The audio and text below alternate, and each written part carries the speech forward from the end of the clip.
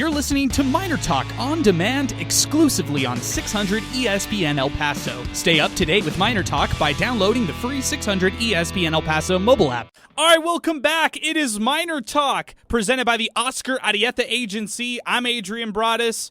Angel Munoz is producing the show. We've got Sal Montes in the building as well, wrapping up the KLAQ broadcast. Jason Craig, the official DJ for UTEP Athletics, is joining us as well. And we've got a lot to talk about today on the show. The Miners squeezed past New Mexico State 20-13 in the 99th edition of the Battle of I-10. If you want to talk about it with us, let's do it right now. Our telephone number, 915-505-6009. I know this is going to be a heated Miner talk after this one. I think for some Miner fans, they might argue, well, UTEP got a win. This was their opportunity to finally get their first win of the season, and they seized it. It may have been ugly, but some fans will argue a win is a win, and they'll take it no matter what.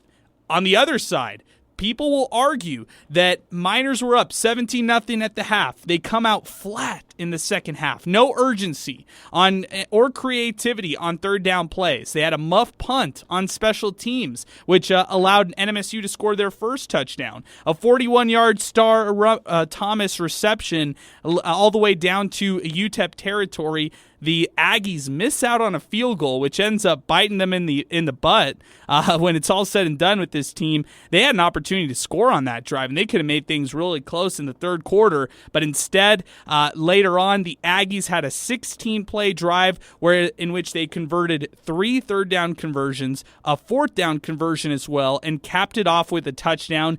I'm left after this one. I get it. UTEP wins. You know, they're 1-2 on the season. NMSU drops to 0-3 on the year. But I'm left with more questions than I am answers about this UTEP football team. What's the identity of the offense? What are they doing as far as moving the football and trying to be more reliable and consistent offensively? Now, on the defensive side of the ball, is the defense depth enough to keep up? I felt like, although the offense was only on the field for 7 minutes and 15 seconds in the second half, I felt like the defense was worn down tonight. And when that happens, the other teams are able to score against this defense. And another question I have is, who is Gavin Hardison as a quarterback? Is he a product of the play calling, or is this just who he is going to be? Because I just didn't like what I saw from Gavin Hardison late in the stretch from this game. And, is UTEP's run game one-dimensional? We haven't seen much from Deion Hankins. We saw a great game from the likes of Ronald Awat tonight with 21 carries for 118 rushing yards and a touchdown. But what are we getting beyond Ronald Awat as far as this UTEP run game? That's one of my biggest questions as well. Let's get things started. Our telephone number is 915-505-6009 to get into Miner Talk. We're also at 600 ESPN El Paso on Twitter, where you can chime in as well. 600ESPNElPaso.com, where we will have a ton of post-game coverage as well, recaps. We'll have photos by George Salgado, who is out at the Sun Bowl shooting photos for us here at 600 ESPN El Paso, and we'll have plenty more there, 600ESPNElPaso.com. Chat with us on our free mobile app powered by First Bank here in El Paso, and we've got a lot of awards to give out later on in the show. We've got our Play of the Game brought to you by Specs. We got our Heineken Player of the Game, and then we've got our Drive of the Game brought to you by the Oscar Arieta Agency. And speaking of the Oscar Arieta Agency, they've got 7 locations in El Paso from the west side to Fabens. You can contact the Oscar Arieta Agency for home, auto, or life insurance. This is a real story. I went to Oscar Arieta Agency, and I went to them because I just recently purchased a home. I added my home insurance on to my auto policy. I bundled and saved with the Oscar Arieta Agency. You could do so too. Just go online, OscarArietaAgency.com, and learn more about getting started on a free, no obligation proposal today. Let's get things started. Let me send it over to Jason Craig. Welcome him on to the show. He got a chance to witness this one from the DJ booth. Now, Jason, give me your thoughts of this one. Give me your thoughts on the crowd. UTEP squeezes past New Mexico State, a rivalry game, Battle of I-10.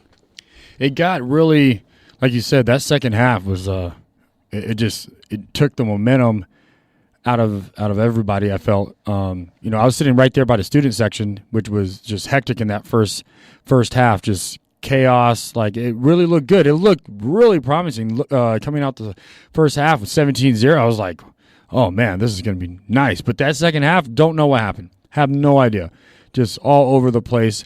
And what, in my experience, being where I'm at and doing what I have to do for the Sun Bowl and with the marketing team and stuff like that, I have a headset on. So a lot of the plays are more cues. So I'm watching the game and I'm seeing how things are, how they were just falling apart in that second half.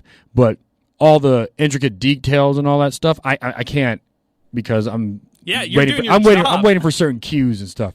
But like you said, you hit it dead on as far as what the game was. An amazing first half. I thought, a couple of miscues here and there, but coming out of it 17-0, you can't ask for a better first half.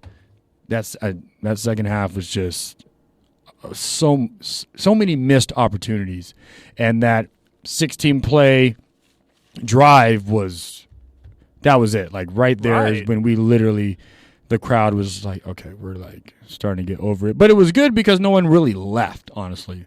There's still a good crowd there for the entire game. So I give it up to El Paso for sticking around for that. I feel bad for the city of El Paso because they continue to put a lot of faith in this football program, and I'm not saying that they got disappointed tonight in a full form because of course UTEP ends up with the win, but I mean it was kind of a letdown, right? Because the UTEP fans showed up again despite them falling in that first game to North Texas. That was an embarrassment in that second half, and then Oklahoma, things were better, so you thought maybe things could get on the right track, and then this game comes around. I don't want to hear that this is a rivalry game. I don't want to hear that UTEP got a win and a win is a win. This is the time to look at this team and start throwing those red flags. I mean, what's going on with quarterback Gavin Hardison right now? What's happening with this offense and trying to find an identity? Because, Jason, I feel like as far as an identity goes, this offense has zero identity whatsoever. Yeah, QB1 was very confusing to me. I thought, I'm used to seeing him, throw the ball a lot. And then he was trying to do some running things. I'm like, well, you normally don't run. So I was very confused on what was going on and where he really wanted to go and what, the plays were what they were designed to do. And, yeah, it was there was no identity with the offense at all. I'm with you on that, man. Let's go to the phone lines. Let's welcome on Ronnie. Our telephone number, 915-505-6009. Miners beat out the New Mexico State Aggies 20-13, a tight game in the Battle of I-10, which just kind of raises a lot of questions more than it does answers when it comes to this UTEP football team. 915-505-6009 is our telephone number. Hey, Ronnie, good evening. What's going on, man? Hey, what's up, Adrian? Ronnie, what's happening, man? This was a tough one for some Miner fans to just kind of stomach. I get it. They won.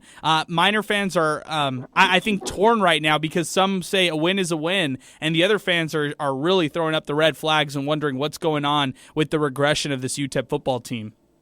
Well, I mean, I said this last week. I told you, Jerry Kill's a better coach than Demo. He's been around forever, and that's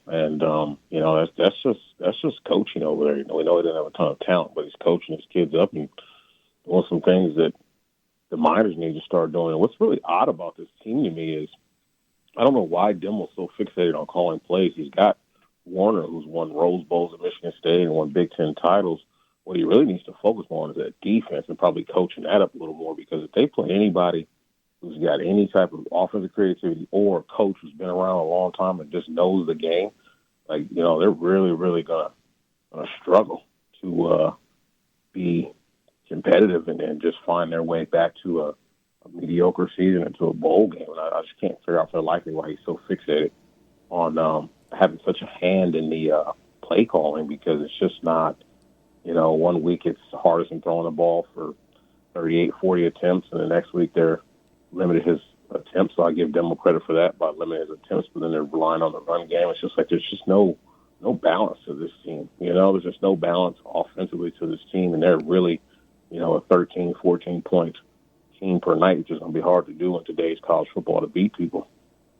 Yeah, it is. One of the other things I see is with the defense, while it still kind of has its moments, the defense has taken a step back. And I agree with what you said on the offensive side of the ball, Ronnie, and just kind of the problems that are glaring right now for this UTEP football team. But on the defensive side as well, there's some issues. And I think it might just be on the talent side of things. They might not be as talented as they were last year.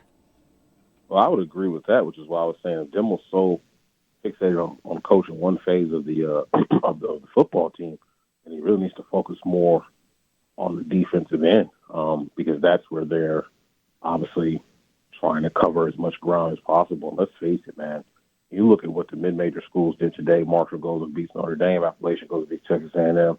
Like, if you're at the mid-major level, which UTEP is, and you're not able to go into the portal and grab guys and you're losing your best players to the portal, then you're going to have to coach the hell out of your kids every week, every practice, every weight room session matters because that is the only way you're going to get the most out of these kids and be able to stay competitive and relevant.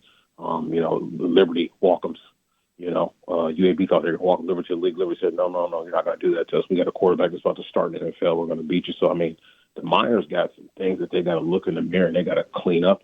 I want to tell you something right now. The Miners need a guy who can do all three things: recruit, promote the program, and develop kids. And there's only one guy who understands the state of Texas that can do that, and that's Deion Sanders. And that's who the Miners need to go get. I know he won't be there to win, but that's who they need to go get, to be honest. Because, listen, the Miners aren't going to go into the portal and get other talented players under demo. They're losing their best players. So you need a guy who can promote and build a brand. And Deion Sanders built the hell out of Jackson State. He understands the state of Texas. He's going to come with a starting quarterback already and probably a five-star corner. That's who the Miners need to go target to really turn their program around in this new wave of billion-dollar business known as college football. Well, I just want to push back a little bit there, Ronnie, because you say losing players. I know the last year they lost Jacob Cowing, but that's really the only player they lost to like a transfer portal. They haven't had a lot of turnover since Dana Dimel has been here in terms of losing players. But I think that you have to criticize the priorities on which UTEP recruited this past offseason. They didn't really go after a linebacker when they needed a little bit more depth there. They may have gotten some guys to plug and play in the secondary, but I don't know if they are the right guys. And I think it's a little too early to tell as far as the secondary specifically, but things like wide receiver, they knew that they were out with Jacob Cowing. How you needed somebody to come in as far as maybe a graduate transfer or somebody who's had more proven time. I mean, Kelly Arcari put up some great numbers at the JUCO level, but it's going to take him time to really adjust to the Division I level speed. And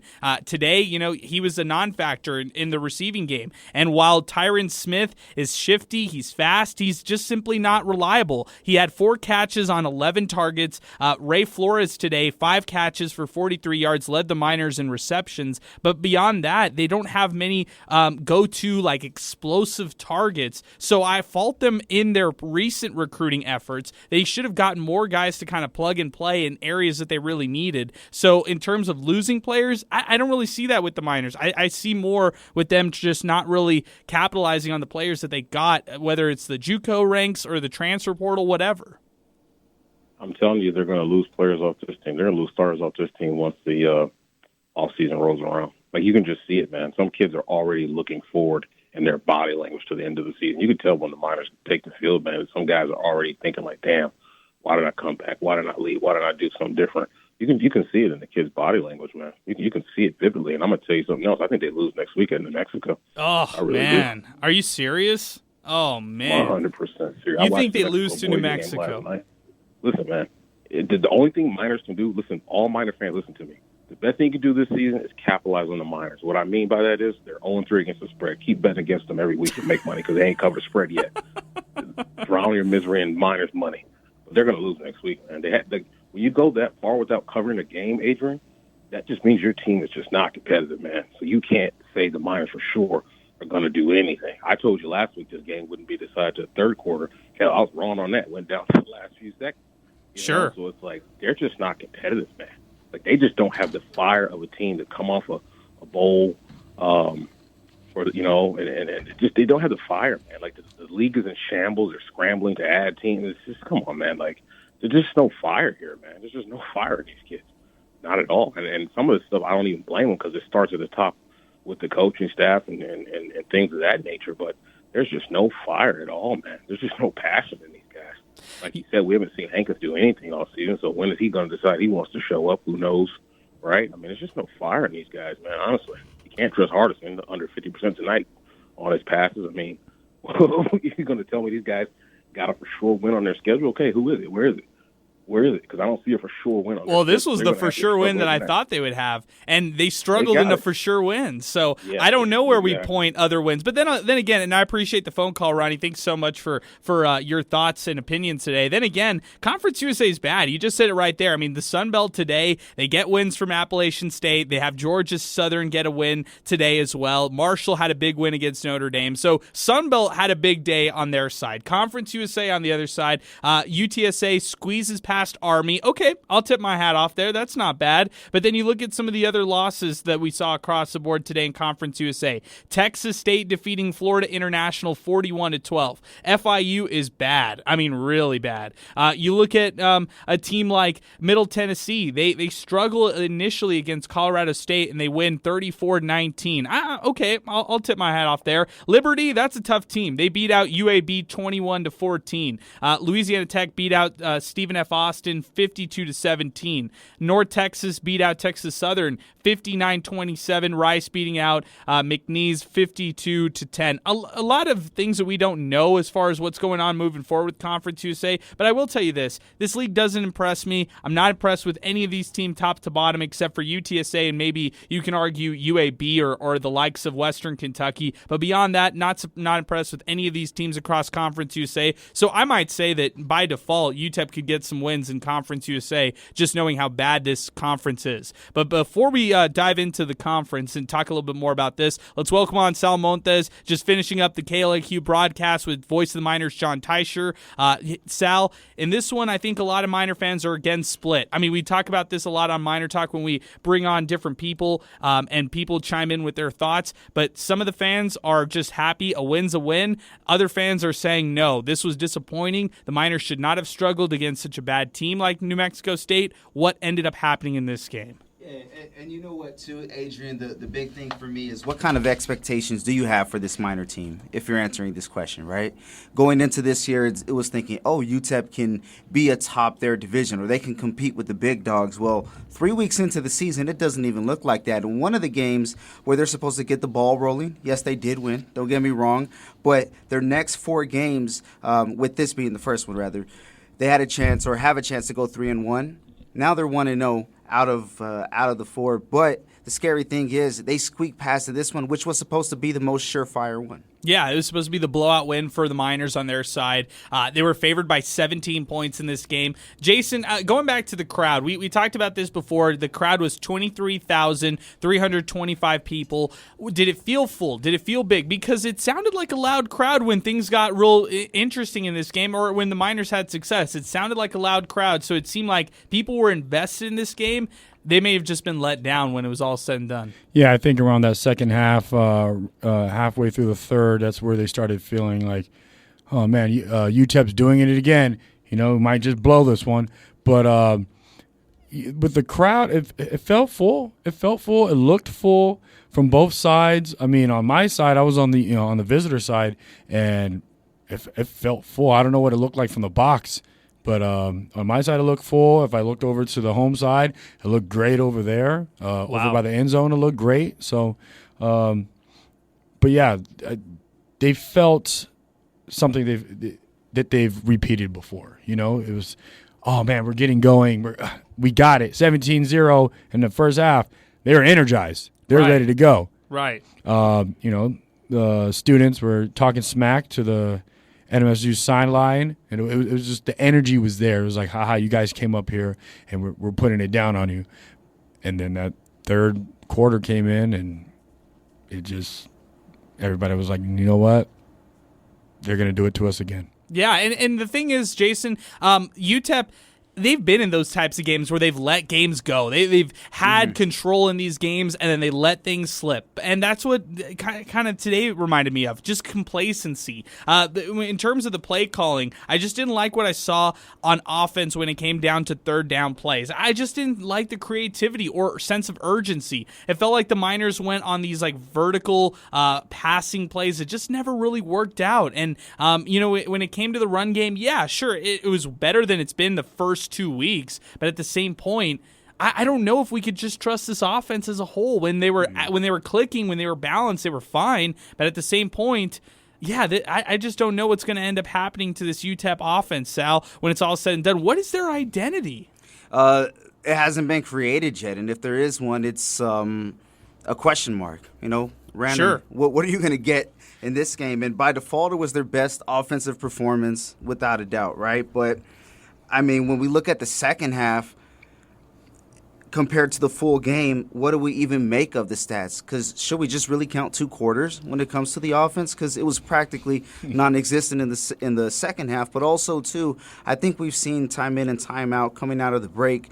It feels like the opponents just have their strategy and their adjustments in full place while the Miners are still trying to figure things out. Yeah, and I don't think they've figured anything out offensively. I think they still are trying to find their identity across the board. Hey, let's read some tweets. We'll get to Justin, who's joining us next on our phones. If you want to weigh in, now is the time to do it. We've got 2 lines available, 915-505-6009. That's 915-505-6009. David Ramos chimes in at Spider312000. Can we get a center who can give us a consistent snap? There's at least 1 or 2 bad snaps every drive. Both guys in there tonight are guilty of it. Throws off timing of the plays. That's from David Ramos. Yeah, it's interesting. They started with somebody else instead of Andrew Mayer at the center position. They switched over, and then they kind of switched things back when it was all said and done. Andrew Mayer ended up closing the game out for them at that center spot. But yeah, that's interesting. And Sal, that's something that we had talked about all year, going into this game, is that the timing of the snaps just weren't there whatsoever for the Miners. In this game in particular, the guy that we're talking about is Robert Mervin, who subbed in at the center position. I just don't like the center quarterback connection right now. And you know what? It's existed all year. Right. Really, we've seen this time in and time out. And something interesting that Jacob mentioned on the broadcast along with John is how that split second just throws off the entire timing of the play. And, I mean, we're looking at a potential touchdown for Ray Flores. Oh, man, I thought he would have had it today. There were a couple instances. But, right. I mean, these are points that could be on the board. And when we talk about the offense who's struggling to seal the deal, now, you're lucky if you get a field goal. Otherwise, if they're kind of in that range where, hey, I'm going to go for it, it's kind of like people are leaning towards, no, kick the field goal because you got to get away with something because more times than not, you're leaving with nothing. Yeah, and Jason, they just haven't proved that they can be reliable in terms of scoring. When they're in the red zone, you can't even take that for granted. Like, hey, they're going to score on this drive? No. You have to cross your fingers and hope that they're going to score because this is an inconsistent offense when it comes to scoring the football. Yeah, and I wanted to bring up something about the defense, too. I felt like the defense was just like a millisecond off time of what they needed to do. Like, they stuttered on certain things, and they were missing key plays, like, especially in those third downs. Like, those were, like, very important. It was like, oh, that's it. You. And they would just – it was like, what? Like, why did you stop? Mm-hmm. They just, like, stopped running or stuttered or – like a glitch in a game. It's just like, how did that happen? They're right there. They were just missing it. Well, the interesting part about this was New Mexico State at one point was 0 for 7 on third down conversions. And then on that particular drive that we're discussing where they go 16 plays down the field, 75 yards, and cap it off with a rushing touchdown by Diego Pavia, they converted on 3 separate third down conversions, and they converted on a fourth down conversion play. So that's just deflating to a defense that has been out there almost the entire second half, which the offense continued to have these fast 3-and-outs and just never gave the defense a chance to catch their breath. All right, let's get to some phone calls right now. We'll react to these phone calls as well right after them. 915-505-6009 as we continue. Let's go to Jessen, who's joining us next. Jessen, good evening. What's going on? What's up? I just got back from the UTEP game, and, man, it was just not what I expected. Wow, Justin, I'm with you on this. What are some of the issues that you see so far with this UTEP football team that you want them to fix? Like you said, like, they're just inconsistent. Like, you just have to, like you said, cross your fingers because it's like their kryptonite. They can't get it in. They can't punch it in. Justin, how long have you been a UTEP fan? Ooh, for a long time, as long as I can remember. Okay, I like it, Justin. All right, give me your prediction, Justin. Do they turn things around, or are you worried for the rest of the season? to be honest, I think they'll be able to turn it around, but there's a lot of work to do. Okay, Justin. Hey, I appreciate the phone call, man. Thank you so much for weighing in, and we'll talk to you soon, okay? Okay. All right, that's Justin joining us here on the phone lines. Great call right there. I love the energy, love the enthusiasm. And yeah, I hear it. I hear his voices of frustration right there. Let's go to Alex, who's on the east side of El Paso. He's joining us next. UTEP defeats New Mexico State 20-13. If you want to weigh in, we've got one phone line available, 915-505-6009. Alex, good evening. What's going on? Hey, Adrian. I just wanted to say, I mean, it's obvious there's some things that are negative about tonight's performance, but at the same time, there's a lot of positives. I wanted to say that, with a caller that was earlier saying that these guys don't have any passion or are not, fighting or anything like that. I mean, they fought for this win. They won tonight, and that's something to be proud of. That's something to say, hey, look, we fought and we won, and let's build from there.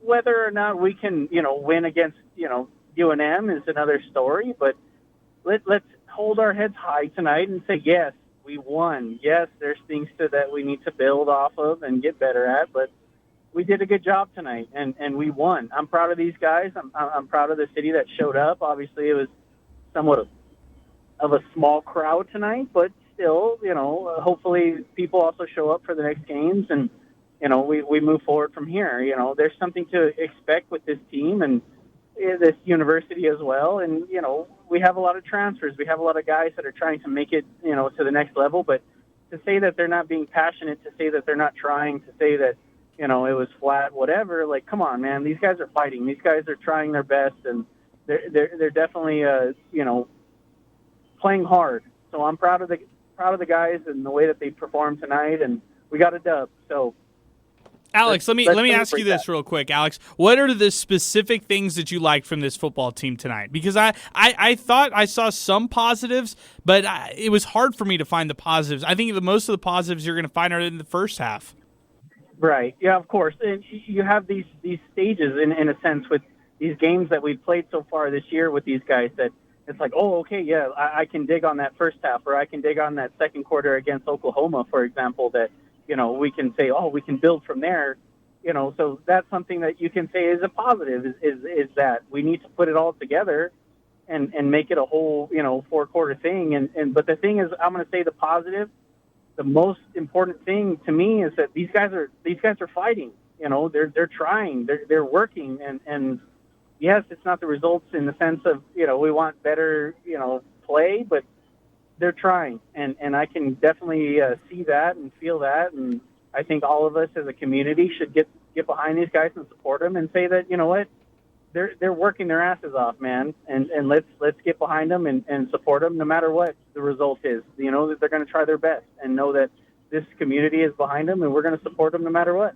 All right, Alex, I appreciate your phone call, man. Thanks for weighing in on the show. I understand the passion. I get it. You're a Miner diehard, so you're one of those who's going to be a ride or die no matter what. If UTEP wins, if UTEP loses, you're going to be out there supporting this team no matter what. And I think that you are one of many who are like that when it comes to this UTEP football program. I mean, I go back to the 2018 season. That was such a tough season to watch, even from a media perspective, where the Miners went 1-11, and there just weren't a lot of things to be positive about.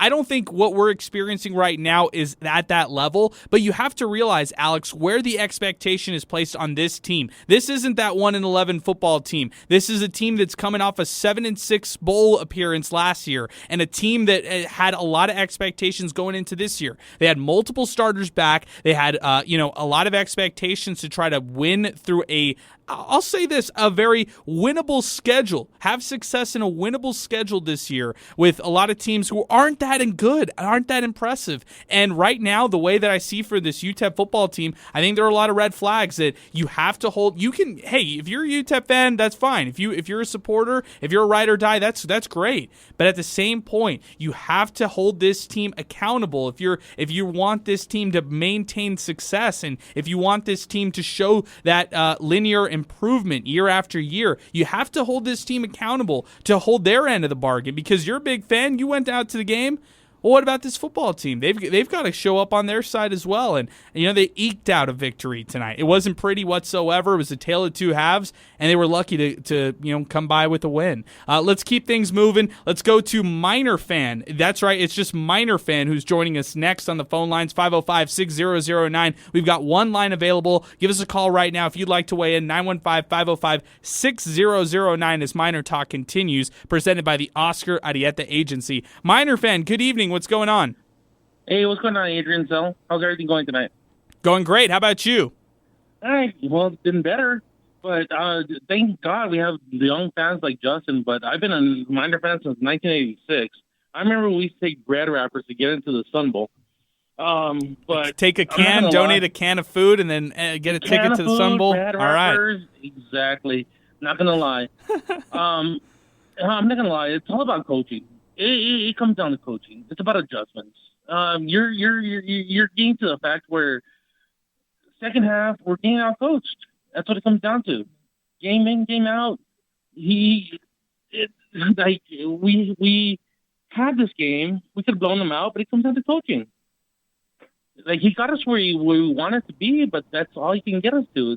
It's demo. That's it. We gotta do better than this. It's kind of like settling for complacency, right? Like, here, I'll give you a perfect example, and I would love to hear your thoughts on this one, Sal. And Miner fans, stay around with me because I want to get your thoughts on one more thing. UTEP at the end of the first half, they had no urgency whatsoever on back-to-back drives to try to score the ball. They were up 17-0. Yep. They had a lot of time left on the clock. They could have scored late in the stretch, but very complacent with their play calling, Sal. And they went into the half with, hey, we're up 17-0. New Mexico State gets the ball out of the half. We're good. We feel like we're dominating this game. Mm-hmm. That's complacency right there. Blow them out. You haven't proved to anybody this entire season that you could put up points and actually blow out an opponent. Blow this team out. Get up on with a big lead. Have that sense of urgency to continue to try to get your offense humming on all cylinders. I thought they were solid in the second quarter when they scored on back-to-back drives, touchdowns. But then they took a step back. And Sal, I just feel like with this offense, it's complacency. It's a lack of urgency. That's where I have question marks when it comes to the play calling. I think it's just being consistent with success, and I'm going to tie this into that big quote, act like you've been there before. Well, the Miners were 6-1 last year. They started out hot, but as the season went on and more film was available, we saw a little bit, at least in my opinion, some of that complacency, which led to these 3-point losses. I know you remember the game against North Texas last year. Well, that second half team from last year is kind of what we've been seeing, so far this season in the first 3 games. I know we could kind of throw one game away, really, because it's Oklahoma, but, still, it's not, I guess, about winning and losing. That's the number one thing. But if you have to ask yourself this question, are you proud or happy of what you've seen with the 2 games that were winnable for this season? Great question. And you can ask yourself that question for the rest of the games that are winnable on the schedule too. I'll swing that over to you, Miner fan. Are you satisfied with the first 3 games that you've seen from UTEP football so far? Besides obviously the Oklahoma game, but I honestly I could do 3 wins this season. 3 wins. Top. 3 wins. Oh, man. That's tough, Miner fan. All right, hey, appreciate the phone call. Thanks for hanging with us very late in the evening and calling us here on Miner Talk. Really appreciate it, Miner fan. Let's go to Kevin, who's joining us next on the phone lines. We got one phone line available. Our telephone number is 915-505-6009. As we continue here on Miner Talk, that telephone number again, 915-505-6009. As Miner Talk continues, we're presented by the Oscar Arieta Agency. They have 7 locations across El Paso, the west side to Fabens. We were just out at the Oscar Arieta Agency for their customer appreciation celebration. You can go online, OscarArietaAgency.com, and check out all their 7 locations for home, auto, or life insurance needs. Just trust the experts at the Oscar Arieta Agency. Kevin's next here on the phone lines. Kevin, good evening. What's going on, man? Hey, Adrian, how we doing today, man? Hey, Kev, I'm all right. I feel good. I'm ready here. It's the 3rd week of Miner Talk. We got fiery calls. We got a lot of hot takes flying all over the place. Give us your hot takes. What'd you think of this one? Oh, man, it was the ugliest win I've seen from this football program in quite some time. Honestly, I got to date back to, I can't even think. Maybe, maybe like Gary Nord days in like 2002, 2003. I guess that's my hottest take. It's probably been the ugliest win I've seen from this program in a very long time. Honestly, you know, going from the Oklahoma game, I saw the adjustments. I saw the improvement. I'm like, okay, you know what? Let's build on that. You know, we got New Mexico State next week. It should be an easy win. You know, credit to New Mexico State, man. They stayed in that game, you know, for a good portion. But looked like in the first half, you know, there were still some missed opportunities. I know we got some points on the board. But, man, you cannot win football games scoring 3 points in the second half. Like, that is just uncalled for, man. It's just like our whole team just shut off in the second half. And that's something we didn't even see against Oklahoma. And I was just kind of stunned, you know, watching the game. I'm just like, oh my gosh, you know, obviously I got to go back and, you know, watch more of like the game to kind of see like what went wrong and stuff. But man, that was just kind of a pitiful performance on both sides of the ball. You know, I mean, we ended up, you know, pulling through, you know, and it is a rivalry game, you know, like, despite, you know, who NMSU is on the program, it's always going to be a tough game no matter what the records. In rivalry games, records don't matter.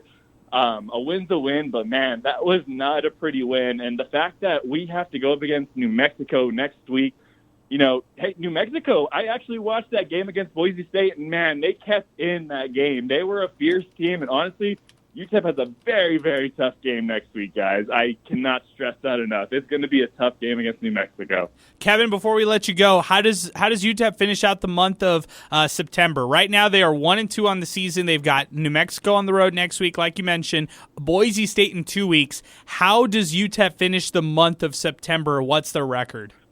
Okay, they're going to somehow pull off the win against New Mexico next week. They're going to win, but they're going to lose against Boise State. I don't have faith in that one, so I'm going to finish 1-1 for the ending of September. Okay, so then they will be a 2-3 team going into conference play. Well, the official conference play. I keep saying that. They played, you know, North Texas week 0. But, hey, Kev, really appreciate the phone call, man. Thanks for weighing in on the show. Love those takes on your side.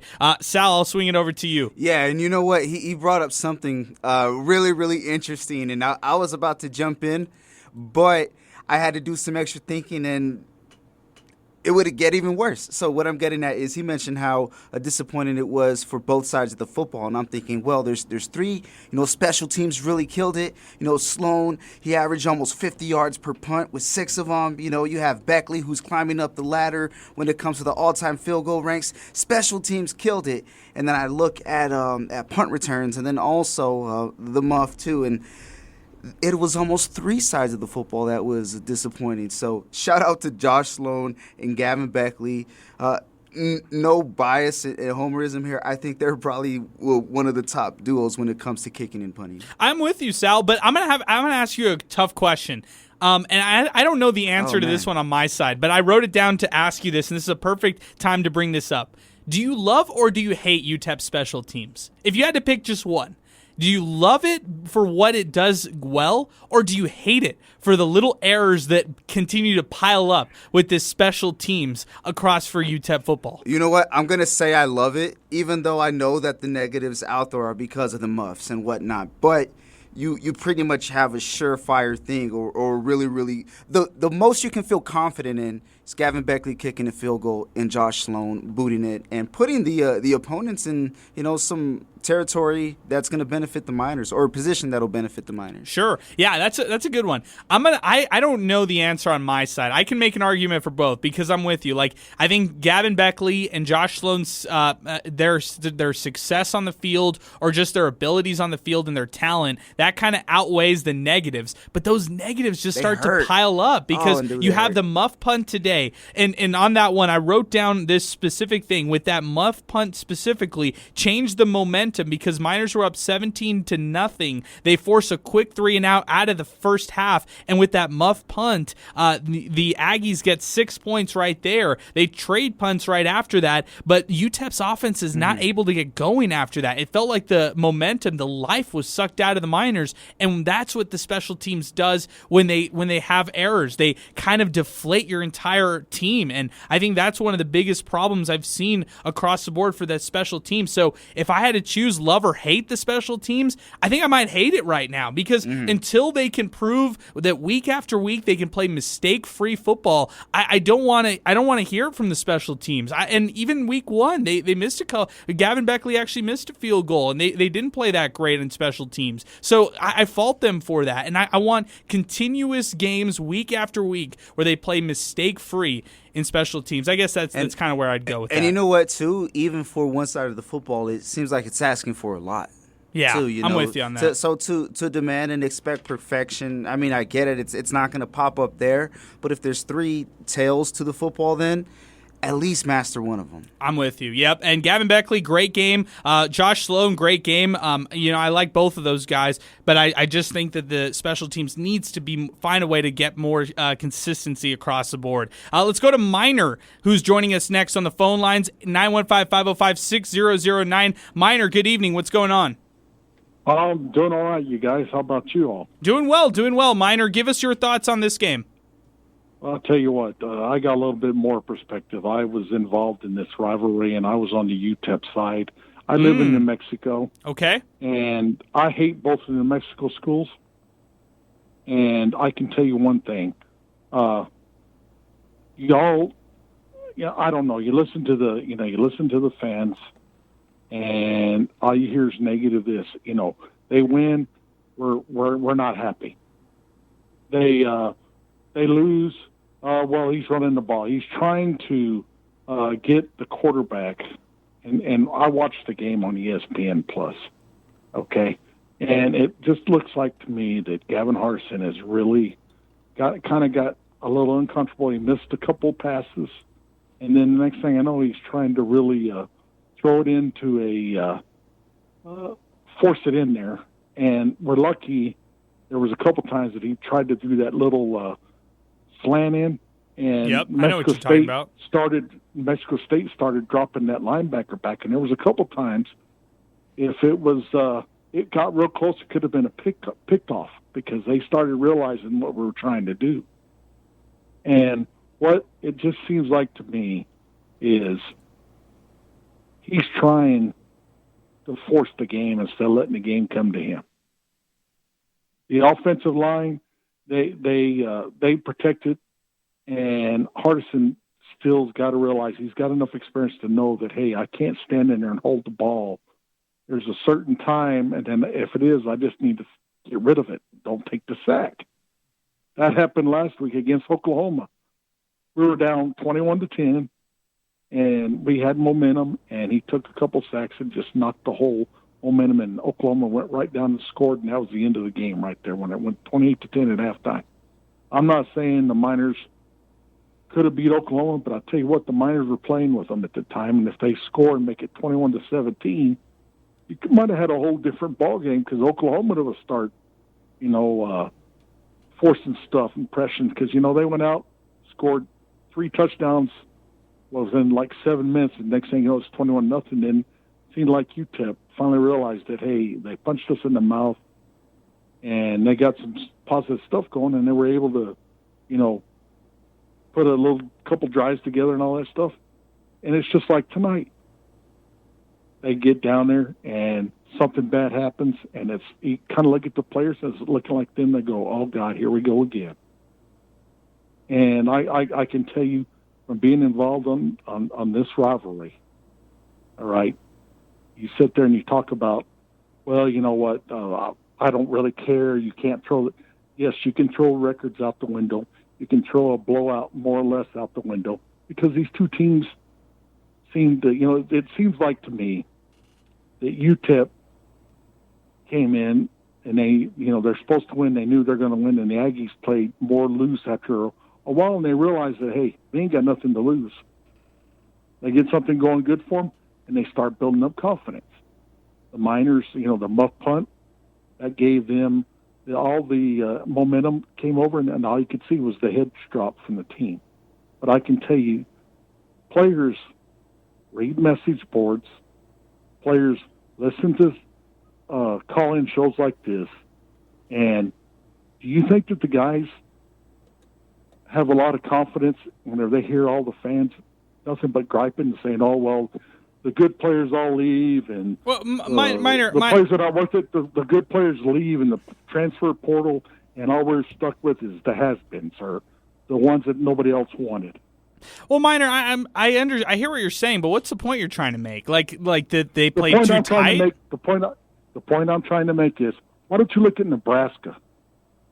How long has it been since Nebraska's had a good team? Do they always have a sellout, though? Yes. They lost today. Will they get rid of Scott Frost? No. You still wonder how come he's got a job.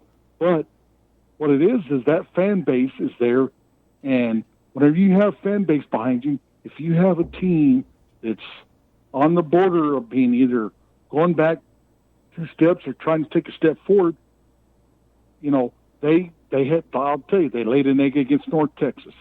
Yeah, that's right. And that's been a big problem. And hey, Miner, I appreciate the phone call. Thanks for weighing in on this one. I'll agree with this one. I think that you hit Gavin Hardison's quarterback progression perfectly today. I think you broke his game down the best way you possibly could, because, yeah, he had some nice passes in this one. He had some passes that sailed over his receivers, but he played tight. He played like he had to prove something. And I think that, maybe yeah, sure, I get what you're saying, that there's a lot of polarizing kind of opinions when it comes to the fan base around this football team, but that just shows that this fan base cares, and that's what this show's about right here that we do here for MinerTalk. I mean, we hear from fans who care and who have a lot of passion with this, just like you, Miner. I mean, you know this rivalry like no one else, and you understand how much this rivalry really means, but that's what college football is right there. You get mad when things don't go right. You cheer when things go well. That's college football right there, and I think that for these players who are on the UTEP football team, they get it because they celebrated with the fans last year when they were bowl eligible for the first time in 7 years after the La Tech win. But what has this team won? What has this program won? They haven't won anything. They've got to prove to the fan base that they can kind of get back to that and put consecutive winning seasons together. That's when you're kind of building that success and stuff like that. So yeah, and not only do you got to do it a couple times and get a big win in the season, you got to do it year in and year out. And the fans who are out there at these games, majority of them diehards, right? Some might not have anything to do. They're going out there, but the point is, majority of the people who go night in and night out, those are diehards. You can count on those being there, right? However, when are they going to build some new diehards? These new Miner fans who hear about the game or how the team is doing. You know what? I'm going to go check them out. And what happens when they do that? They went against UTSA. How'd that turn out last season? They went when they were taking on North Texas in the first game of the year. How'd that turn out?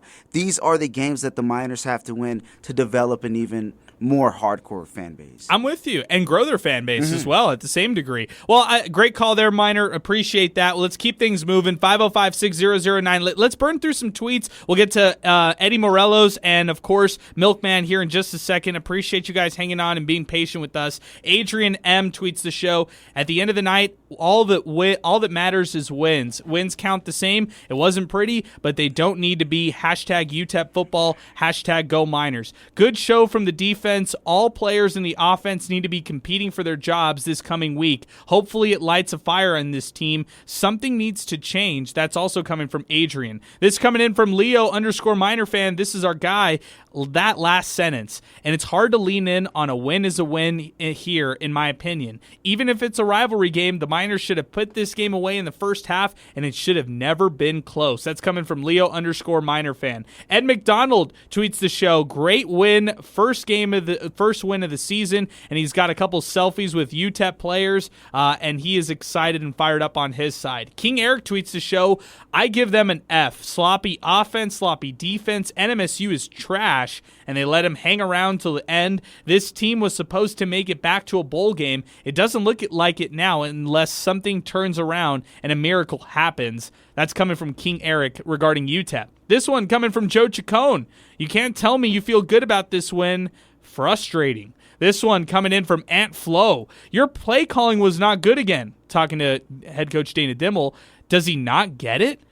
This one from George Salgado. By the way, shout out George Salgado. He shot photos for us today. You can check those out, 600ESPNElPaso.com later on tonight. UTEP hangs on tough for a victory over New Mexico State, 20-30. 13 in the 99th edition of this rivalry series. John Santamaria tweets us, two of the worst teams and programs in college football duking it out, not to be the cellar dweller. Yeah, and you know what? This kind of taps in with what we were saying, right, before the show, how the games that are winnable, the rest of the way, it's not going to be about who's better. It's going to be about who's worse. And the worst team is going to wind up losing the game. And I say this with sarcasm, of course, but it kind of feels like you're banking on the team that you're going up against to be worse than you, and that's why you win, because it's tough to even feel proud when you say, well, we were the better team. I'm one of those, Sal, who I'm not writing this team off for making a bowl game just because on those same lines, I know how bad Conference USA really is. I mean, they've got Florida Atlantic at home, Middle Tennessee at home, FIU at home. I could see at least a win or possibly two there. And then you're talking about a road game against Rice, a road game against Charlotte. Those two teams Charlotte. Are terrible. Terrible. And you know what, Adrian? Charlotte is the one that I have marked where if there's any win throughout the rest of the season that they should get, and of course it can change near the end with oh, there we go. I love it, dude. On the bank, look for the live studio. There we go. Perfect. All right. Perfect. Awesome. Programming. We were ready. And we were shout ready. Out to Angel. Shout out Angel Munoz. Right damn, I forgot what I was saying. All good, Sal. Let's keep it rolling. We'll go to the mayor, Eddie Morelos of Las Cruces. That's funny. Oh, man. Yeah, we were thrown off there. We're ready for ESPN Radio over here. It's because it's tomorrow. The Sunday clock just chimed in right there. It's not used to MinerTalk pouring into the next day, but we'll say a good morning to Eddie Morelos, who joins us next. Eddie, what's going on, man? I don't know if it's not a regular thing, man. I've called in a few times after midnight, so very regular. But yes, it's a fun thing, and shout out to that caller, Miner. I mean, again, I said it I think 2 weeks ago that the Miner fans are some of the most passionate fans out there. You know what I mean? And that's what it's about. And again, to say that, I get it. It was. And I kind of feel bad for the people that didn't go to the game because it ended up being a good game, an ugly good game, okay? But a good game because if you're a fan, at the end of the day, when you walk away from this rivalry, I know me personally, when I walk away and there's a win, you're like, yeah, walking down the mountain, and you're like, we won. And then now you said it multiple times on the show already that the Conference USA isn't very strong. And with that said, there's one win, so 5 more to go. Pick up your hands, Miner fans. 5. Count 5 on your fingers, Miner fans. Oh, man. The next game. Who's the next game, Adrian? New Mexico on the road in Albuquerque. Do they win, Eddie? Do they win against Boise State? How do they finish the month of September? They're 1-2 right now. They pick up a win against UNM, fall to Boise State. I'm with Sal Manila on the win against Charlotte. I think he had that as a win, right? Yeah, that's right. Yeah. Okay, so there's another 2. So again, count with your fingers. -2. There's 3 left. Rice, and then there's 2 more games to win. FIU's winnable. Yeah, you can win FIU. FIU's an FCS team. One. My pinkies left up. It's not going to be UTSA. It's not. I'm telling you, it's not going to be Louisiana Tech probably. But it's like I say in sports, man. You go and play. You play the game for a reason, and it's better to be lucky than good. You can get lucky on any given Saturday. You never know. So good luck, Miner fans, tonight. It was a lot of, to me, the momentum changed on that muff punt, like you guys said. Yeah. There was a lot of craziness. The touch ball on a punt that went into the end zone ended up being a touchback.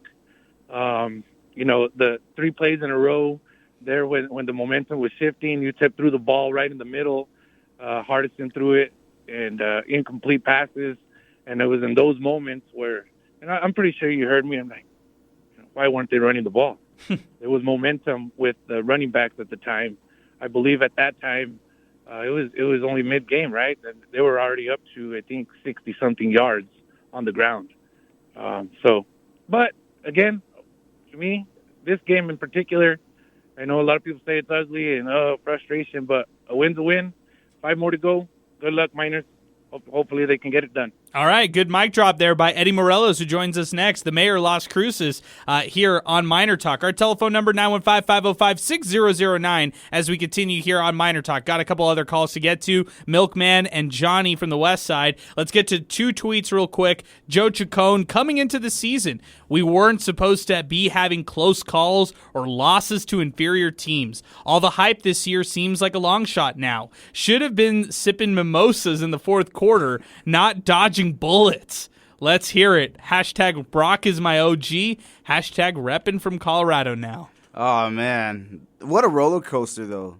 Seriously. Right? Tale of two halves. It's kind of like we saw 2 different games. It really was. Forget tale of 2 halves. It was just 2 different games. It was. Adrian at Enemy Win 3 tweets us, someone needs to tell Ronnie we won. Paul Reynoso tweets us, how do we only score 20 points against the worst team in Division I college football? The offense is absolutely awful. We are not a good football team, period. It's time to bring in someone else who can get the job done. Hashtag MinerTalk. Wow. I mean, people are out on Dana Dimmel again, and this is something that happened in week 0. Something that's happening again right now. I don't agree with that. I would say that let's see how this whole season plays out. Let's see. Again, there's a lot of winnable games on the schedule. I'm not ready to completely push the panic button. I know that there are some glaring issues on offense in particular, at the quarterback position in particular, or just more of like the decisions, what's kind of going on in the progression with Gavin Hardison. You know, we talked about this last week, Sal, but just kind of like the distribution of passes we're getting from Gavin Hardison. Mm-hmm. I'll give you an interesting stat, okay? In the screen pass game and the short passing game, Gavin Hardison was 2 for 3 in the screen passing game. That's at the line or behind the line of scrimmage, 67%. In short passing situations, that's 1 to 5 yards. He was 4 or 5, 80%. And he was productive in both those categories, 46 yards through the air in short pass situations. Then we get to mid-range passing. 6 of 12, 50%. We go deep passing, 15 plus yards.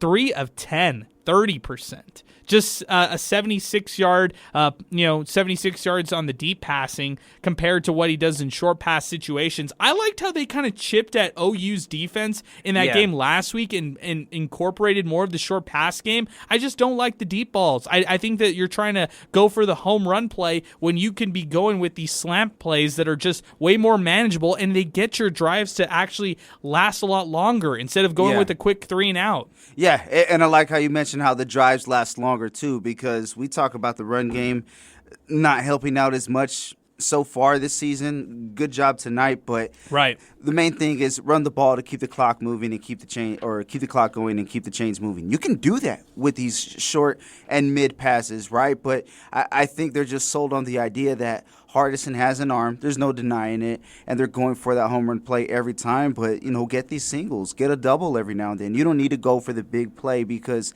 they haven't scored on a big play yet this year. It's kind of like he's a slugger who's consistently striking out because he's trying to hit home runs and jacking them out of the park. He has a really hard punch, but it's just not connecting a lot. There you go. I like it, Sal. Let's keep it moving. Milkman's next. Milkman, good evening, good morning, whatever you want to call it. Appreciate your phone call. Give us your breakdown on this one. Hey, how's it going, guys? Going well, Milkman. Go ahead. So I'm glad you brought up Gavin Hardison. I'm going to talk about him in a second, but I don't want to be accused of being another, Miner fan who's negative even after a win. So I want to bring up the positives. For one, I got to say I am surprised we had a crowd that big after the egg they laid for that first game. I thought the crowd was surprisingly bigger than I thought they would be, and they got into it when it mattered down there at the end. They really got into it, and I think that's part of the reason that they held them at the end. So I do have to give it to the crowd. Secondly, we I know we weren't expecting it, but we left watching a actually exciting game at the end. So you really can't be too upset when you watch an exciting game at the end. So I will say that.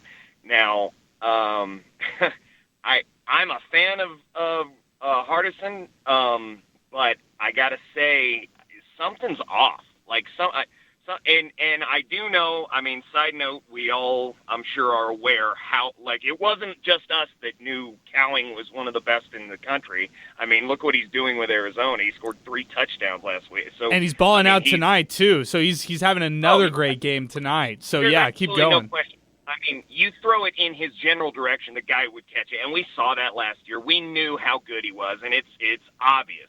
However, I also saw Gavin Hardison thread the needle last year. I mean, I saw him throw some passes last year that I was like, how the hell did that get to the receiver? It was like through 2 or 3 other defenders. I mean, absolutely threading the needle. And I'm just not seeing it this year. I don't know, like maybe he's in a funk or something. I really hope he snaps out of it because I think, as some other callers said, you can't score 3 points in the second half and expect to win, especially against, I mean, let's face it, you know, I love beating the Aggies, but they're not a good team. So you cannot do this against other teams and expect to pull off a win. So I just, you know, like I said, I'm glad they won. I'm happy I got to see a win, but my God, this offense, and it's as though something's like off. I have no other way to explain it. Like something's off. I saw Gavin Hardison throw much better last year, and I saw, you know, and it's not just because he had one of the best receivers in the country. I mean, just and the play calling, like, I mean, but you know that has been a problem for a while. But I don't know. I really hope that, you know, they all snap out of it with what's going on. But I'm happy with the win. I know sometimes it may sound like I'm not, but I am happy we got the win, and you know, good for the crowd getting out there, getting on it. But congratulations, Miners. Please, please, please snap out of whatever funk you're in, and let's hope we can get to another bowl game, because I, like you, am not ready to write them off after what we've seen. But, man, you got to snap out of this. Yeah, they're the glaring issues. And, hey, appreciate the phone call, Milkman. Great points. Great stuff as always. I don't know what's wrong with Gavin Hardison. I'll try to you try to answer this one, Sal, because I can't answer this one. I have no clue. I think it's just a lot of trying to force plays that are there. I think he knows a lot is expected of him. He can make those type of plays, but just hasn't connected early on. And I think he's really trying to right that ship by forcing some of these throws. That's what I think it is. But also, too, Adrian, there's still a long season ahead of them. They're only a quarter into the season, 3 games in. So, I mean, there's plenty of time to correct it. But for sure, I think it's just trying to force things. Yeah, again, another game where he's under 50% completion. He was 13 of 27 today through the air. And another game where he struggled when it came to just completing passes when they needed to. He had 7 straight incompletions in the third quarter, and that started in the second quarter, actually dragged into the third quarter. Also took 2 sacks. So, again, you want to ask Gavin Hardison to just get rid of the ball at times. And just, you know, I know he's trying to do a lot. I know he wants to be that he wants to come up with that big play, but you don't need those big plays sometimes. And I think that's what Ronald Awad did effectively on the ground tonight. 21 carries, 110 net on the ground, 1 touchdown, averaged 5 yards a carry. That's what they needed on the ground. And without Ronald Awad, I worried that UTEP may have lost this game in this one, because when UTEP is one-dimensional, when you shut off that run right away from UTEP, you put the game in Gavin Hardison's hands, and at times that's suspect, right? Because Gavin Hardison has not proved that he can be consistent drive over drive, game over game. And although he took a step forward in the game against Oklahoma, he took a step back today. And I just want to see him clean things up, be a little bit more consistent, find a rhythm with his receivers. I don't know what's going on with the chemistry, or if that's even a storyline when it comes to this, but something's got to change when it comes to the quarterback play and just the passing game. Want to give out our phone number, 915-505-6009, to get into the show. We got 2 lines available. If you'd like to weigh in, now is the time to do so. Let's go to Johnny from the West Side. He wants to weigh in on this UTEP New Mexico State Battle of I-10, the 99th edition of this series. Johnny, thanks for the phone call. What's going on? Yeah, hi. You know what? Just 2 quick things. I had in the first half at least, I noticed that Hardison had real trouble throwing on the run, specifically when he was flushed out of the pocket. And I was just wondering if that would, if teams are watching that tape and if that's going to be a common occurrence going forward. And then secondly, how we were looking to use Hankins going forward at this point. It just doesn't seem like he's going to be the star number one running back anymore, Yeah, that's a tough one right there. I don't even know how to answer that right there. What do you kind of think? I mean, I don't even know if that's the real issue either. Like, it's a tough complex right now that UTEP's got to figure out. Yeah, I just haven't seen that much from Hankins. I honestly, at this point, think he should probably move to fullback or something that maybe even like a blocking specific tight end. Maybe he's undersized in that, but I mean, my other thing, Johnny, is how are we supposed to evaluate his game when he only gets 4 carries a game? Is that a product of him not having success, or is that a product of just the coaching or something that's wrong with him specifically? Like, I don't get it. Deion Hankins is the poster boy for UTEP football. He's on every single promotional thing that you're going to find across the board for this team. The 915 campaign was built around guys like him, Ray Flores, guys who are from the 915 or who had graduated from the 915. He's the lauded recruit that they got out of Parkland. He was an all-conference recipient in 2020, so I don't want to buy that he's not a strong running back, because he really is. I want to know what's going on with the opportunities. Has he not earned the opportunity to carry the football, or is something going on right there with the play calling? Are they just thinking, hey, let's just make Ronnie Awat our guy and not have that dual running back system that they thought they were going to have? I don't know the answer to this, Johnny. Yeah, and honestly, speaking to your point, I mean, given how much Demo likes to run the ball, much to our chagrin, 4 carries a game just kind of seems absolutely ridiculous when you have somebody as powerful as Hankins. If you're considering him as a fullback, it's just you would expect a sledgehammer back to get a few more carries than 4.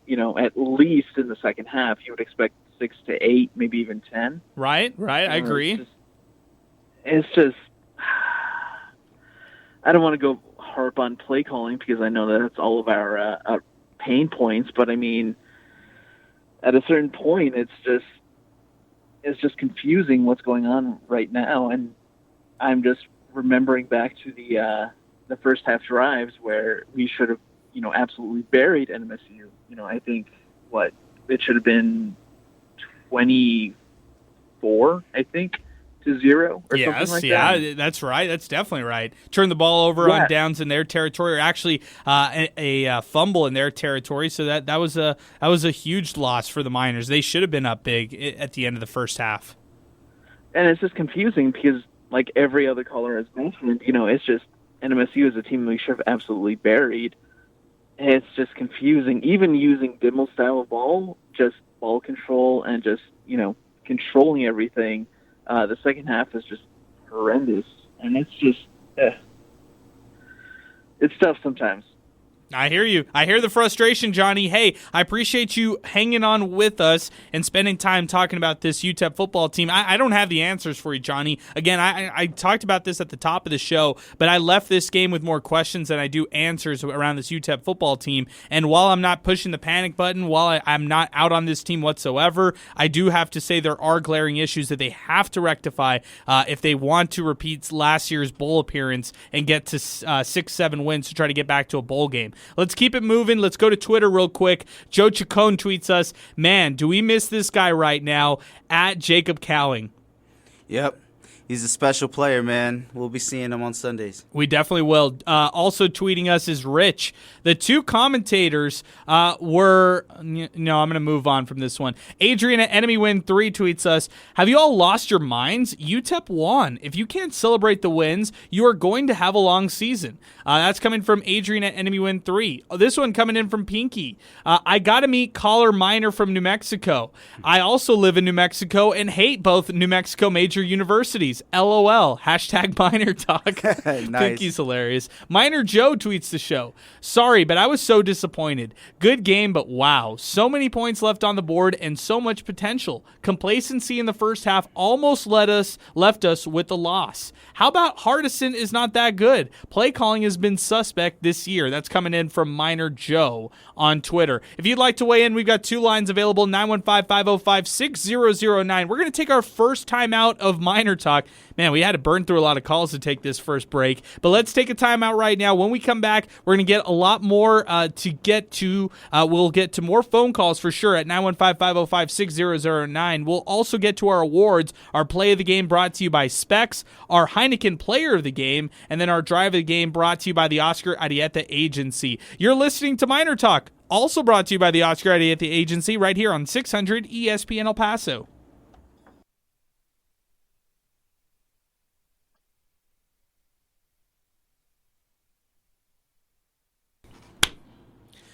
All right, welcome back. Miner Talk is back. We're presented by the Oscar Arieta Agency. Angel Munoz producing the show, screening the calls, getting you ready for some UTEP Miner Talk here after the game. Sal Monta is joining me in studio as well. Jason Craig had to bail, but shout out to Jason. He joined us as well, official DJ for UTEP Athletics. A couple tweets to get to, then we'll actually, you know what? Now let's reward one of our patient callers, Alan, who hung on with us patiently during the break. Alan, we'll get to you right now. UTEP defeated New Mexico State 20-13. What did you think of this game? I'm more upset that they won instead of losing. I would have been happier if they'd lost because they didn't deserve to win the game. But it is obvious they're missing their 2 receivers from last year. They're missing that offensive lineman. I believe his name was Hernandez. Are you talking about DeHaro? You're probably talking about Bobby DeHaro. Okay, they're missing him. But losing those 2 receivers, and they're missing Haywood, the linebacker. Yeah, they really are. Man, they could use Breon Hayward so badly right now. Yeah, and coach has got to go. They don't have the receivers that they had last year. They need to change their offensive game plan. They've got to change the plan, go more with the running game, because they don't have the receivers that they had last year. When Calvin was on the field, he could make defenses change in a snap because they had to concentrate on him. He was just that kind of player. Yeah, he was that player where you could fixate on him. He's it up in Arizona. He's killing it. I got an inside information for the guy who's also a gambler. I'm a handicapper, and we're working on the games for next week, and we've already got the Lobos -7. Wow. Oh, my goodness. Lobos opening up as a 7-point favorites at home? That's an insider, yeah. Okay. The people I work for. We got a Miner Talk exclusive right here, 7. Alan. I appreciate that. Alan, let me ask you this. As you see the rest of September, how do you see it shaping out for the Miners? On the road against New Mexico, then they play Boise State at home. Do the Miners get at least 2 wins to close out September, or how do you see this ending up for them? Well, like I said, we got the Lobos -7. I can tell you right off the bat, it'll be Boise probably -20. The only team I think they might be able to beat, and that's maybe, is that Charlotte and FIU. But they got Charlotte on the road, and that's a long haul out there. That's true. That's true, maybe Alan. 1 game. I think they might win 1 more game, maybe 2. Yeah, maybe Rice out there. You got a terrible Rice team. You got a Middle Tennessee team that's pretty unproven right now. UTEP played the worst team in Division I football today. Look what happened. Yeah, they struggled in the end. They almost the worst lost. team in Division I is New Mexico State. Hard to argue with you. Hard to argue with you there, Alan. I mean, we put the line up for UTEP at 21.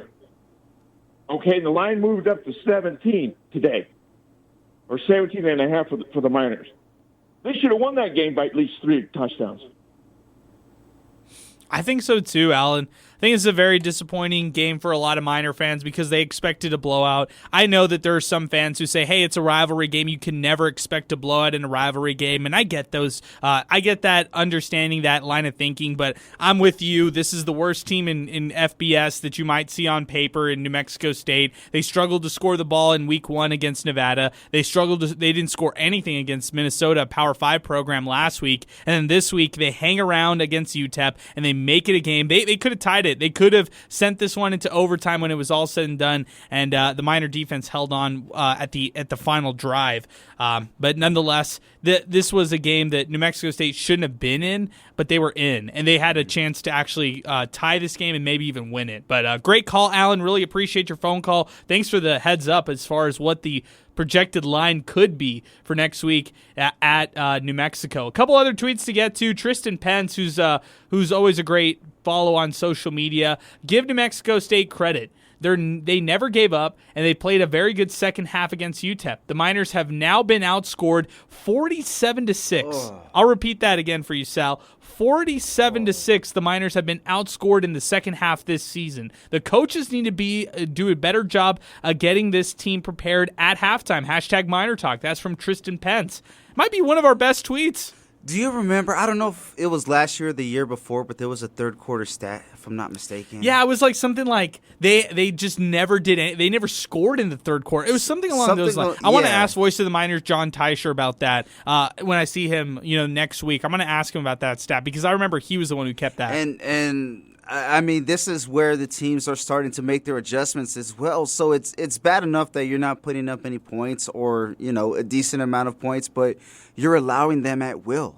Right. As well. So it's kind of like there's two negatives there, and before you can even fix one completely, the other one's hitting you on the other side. So it's a tough battle, man. I really don't know is. what's going on. I don't know either, man. I don't understand it either. Let's give out our phone number. It's 915-505-6009. We might rewind things down here. We had a great stretch of phone calls, about an hour and a half stretch of phone calls right there. If you want to tweet us, it's at 600ESPN El Paso on Twitter. You could also check out our free mobile app, also 600ESPN El Paso, wherever you download your apps. We will get to our different awards later on in the show. First off, our Heineken Player of the Game. We'll get to that. We'll also get to our Drive of the Game, brought to you by the Oscar Arieta Agency.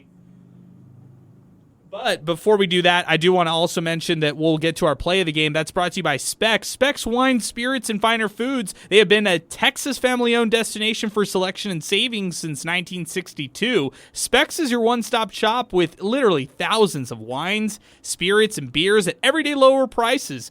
Specs is one of those places where whether you're watching UTEP or if you're soaking up the last rays of the summer sun, now it's the fall. We're getting ready for the fall here in September. Specs has you covered with lower prices on Texas's largest selection. From tantalizing tailgate treats to UTEP watch party must-haves, Specs experts are here to help you get exactly what you need with their professional suggestions on world-class wines, rare spirits, and new craft beers at Specs. Check out their location right here next to UTEP at 2525 North Mesa Street. That's Specs Wine, Spirits, and Finer Foods. Hey, I had to head over to Specs earlier today before the NFL Week 1 starts tomorrow. Nice. So I'm glad I got a chance to head out to Specs. We'll give out those awards later on here in just a little bit. But, Sal, I've been asking this to a lot of our callers. I'm going to ask it to you now. And I think you mentioned your thoughts initially, but let's elaborate a little bit more. You say UTEP will win against New Mexico and drop the Boise State game. If they go into the month of October at a 2-3 record, do you think that they go to a bowl game and they win 4 games to close out their season in Conference USA? And that would be 4 out of their last... I think that's 4 out of their last... is it 6 or 5? Maybe it's 6. Let me see. I should pull up the schedule. Actually, it's let's see. I'm looking at it right now. It is 7. 4 out of their last 7 games. 4 out of their last 7. Okay, well, let's reel these games off. Okay, I got you. At Charlotte. At Charlotte, win. At La Tech. I originally said a win. I'm going to say it's a loss now. At Florida Atlantic. I think they're here. Yes, versus Florida Atlantic. I think they'll drop to FAU. Okay, versus Middle Tennessee. They'll drop to Middle. Wow. At Rice. They'll beat Rice. Okay, versus FIU. They'll beat FIU, and then for UTSA, I'll say they'll drop that one. Okay. So what does that put them at? That's 5 and 7. Yeah. And the reason why I'm saying this is because big game after big game, I haven't seen enough to really have confidence in saying yes. That's why it's tough to put them up. I originally had them as a win against Louisiana Tech. Now I don't feel as confident when they take on Florida Atlantic, can be a lot better by that time as well. That's going to be a toss-up game, and in those types of games, it's really, really tough, at least right now, in my opinion, to try and be on that side. You know what, Sal? One of the things that we do have to mention is year by year. We always like to reference UTEP football year by year and what they've done throughout the seasons. One of the things that UTEP has not done, after they have a winning season, or a successful season for that matter, or make a trip to a bowl game, whatever you want to call it, they usually have a regression year. I'll give you a couple examples. 2014, they go to the New Mexico Bowl, finish 7-6 under Sean Kugler. Year right after, they go 5-7. And yeah, you could make the argument that UTEP was a field goal away from being bowl eligible that year, but they weren't. They finished the year. It didn't happen, yeah. Yeah, exactly. That was 5-7. You look back to Mike Price's 2010 season, Trevor Vitito. They go out to the New Mexico Bowl. 6-7 is how they finish off that year. The next season, 5-7. They take a step back after that, better 2010 season. Then you go all the way back, the back-to-back consecutive season wins in 2004, 2005. That's the one where you look at the high point for UTEP and say, that's what you want from this program. You want them to have back-to-back winning seasons. But you look back to 2000, they're co-WAC champions under Gary Nord. And then the year right after, they take a massive step back. They were 8-4 in 2000, and then in 2001, they dropped to 2-9. The year after that, they go 2-10, and the year after that, they go 2-11. So right after having one of the most successful, if not the most successful seasons that UTEP has ever seen, UTEP wins 2 games or less in the next 3 years. Regression is a consistent thing here at UTEP once the football program has a little bit of success. And history is not on UTEP's side or favor. It's not. And I'm glad you brought that up because their game against Charlotte is on the East Coast. And how many games have they won in the East Coast? 0.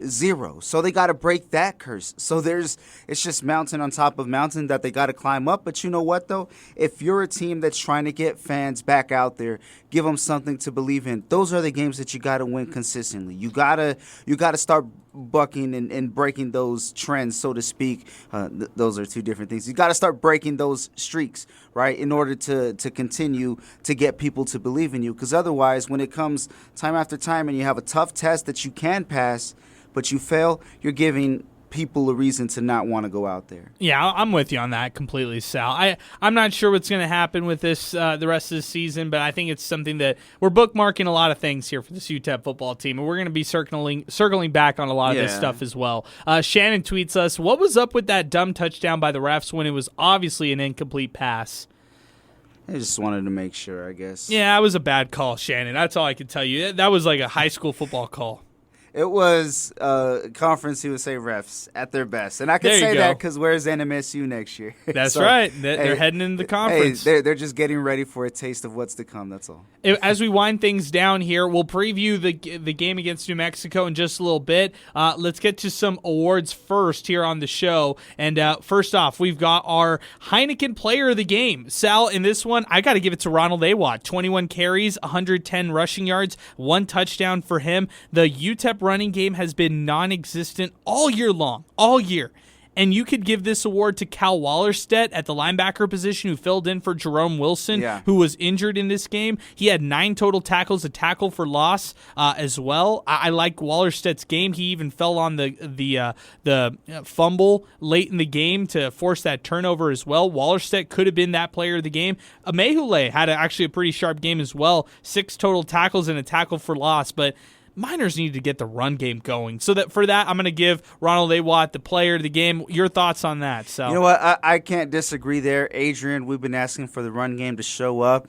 And if we're looking at the offense here, he's a big reason why the Miners are able to have some of that time burn off the clock, but also to, give him something to cheer for because some of his runs were pretty electrifying tonight. So that's what we're asking for the run game to, kind of take a step in the right direction, and they did tonight with Awatt. I'm with you completely there, Sal. As far as our Oscar Arrieta drive of the game, that's brought to you by the Oscar Arrieta Agency. This one, it's kind of tough because you could look at at the second drive when it was an efficient 6-play, 65-yard drive that was 3 minutes long. It was capped off by a 9-yard passing touchdown from Gavin Hardison to Tyron Smith. But I'm actually going to go back to the first drive of the game, Sal, where UTEP just drags on an 8+ minute drive, 17 play, 63 yards that does result in a Gavin Beckley field goal. But there's a lot of Gavin Beckley really big news today as far as what he is doing as far as career milestones go. Yeah, big time. He entered this game, I believe, with 40 field goals and being right behind, or tied rather, with Jay Maddox, third all time. Right, so great name. That's after his field goal, his first one of 2, and when he hits his second. Matter of fact, he entered tie with Jay Maddox. There we go. So he passes Jay Maddox, but he ties Ricky Bishop for second all time now with his second field goal tonight, making it his 42nd all time. And we got to ask this as well, Adrian. He's 2 field goals per game so far this year. There's 9 regular left. At this rate, that's 18. But let's be fair. Let's say we could throw this question out there: can he pass Reagan Schneider, who's number 1 with 50 all-time field goals? I think so, Sal. I think it's going to be an easy one. At the rate he's going, why not? Yeah, I think it's going to be an easy eclipse right there. Gavin Beckley becoming the all-time field goal kicker at UTEP. That's pretty incredible to look at. You know what? Okay, in that case, he needs 8 more to tie and 9 to pass.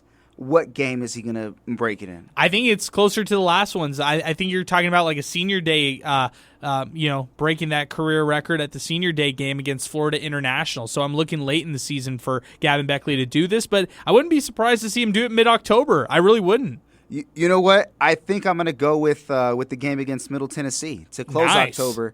Homecoming game.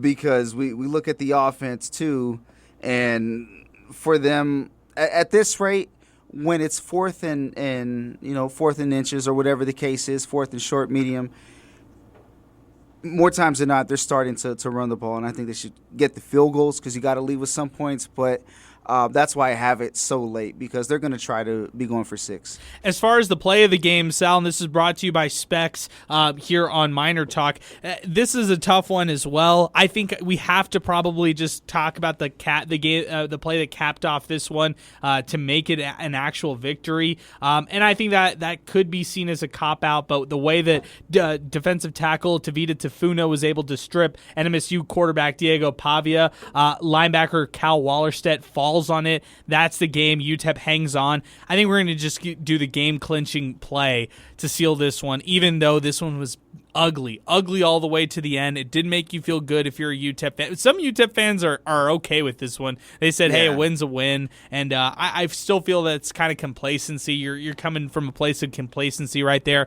We're coming from a place of expectation. We said it from the get-go. We said it from day one with this UTEP football team. We're coming at this with expectations, and we're holding them accountable to losing games or playing in closer games that they should be killing teams like this one. And I guess when it comes down to it, when it really mattered, the defense showed up, and they dominated for, we can say, 2.2 quarters. If you want to ratio it out. But no, I think the defense came up big when obviously when they needed to, but they only allowed 13 points this game. And, we've been asking for them to step up. It's supposed to be their identity, and they took a step in the right direction tonight. I think so as well, Sal. And as we turn the page, look over to next week, it's New Mexico. It's a 6 o'clock kickoff. We'll have the coverage, KLAQ 95.5, and then afterward, MinerTalk 600 ESPN El Paso. That'll wind it up. That'll probably do it for us here on the show. I appreciate everybody who listened to us. Make sure you follow MinerTalk wherever you get your podcast. Like, subscribe, and listen into the MinerTalk podcast on demand. In case you missed anything from today's show, you could check out all of it archived on our podcast channel as well. That will do it for us. We thank all our great sponsors here on MinerTalk, and we also thank Angel Munoz for producing the show, being the great screener of phone calls as well, and putting us back on the radio when we had a little bit of a dilemma at the top of the hour. Special thanks to you, Sal. Great job producing the game today, and let's get some sleep tonight. Let's get ready for a big week next week, and we'll be back in action next week. That's exactly it, and I just want to say this. First week of NFL tomorrow. officially begins, because Thursday doesn't count. That's right. But I don't want to see anybody crying when the Lions go 20-0 and win a Super Bowl. I'm all in, baby. Break my heart. Let's do this. Great mic drop there, Sal. That's the way we should do it. That's the way we should end it. Again, UTEP defeats New Mexico State 20-13 in the Battle of I-10. I'm Adrian Broadus. He's Sal Montes, Angel Munoz, and we're saying so long, and thank you so much for listening to Miner Talk right here on 600 ESPN El Paso.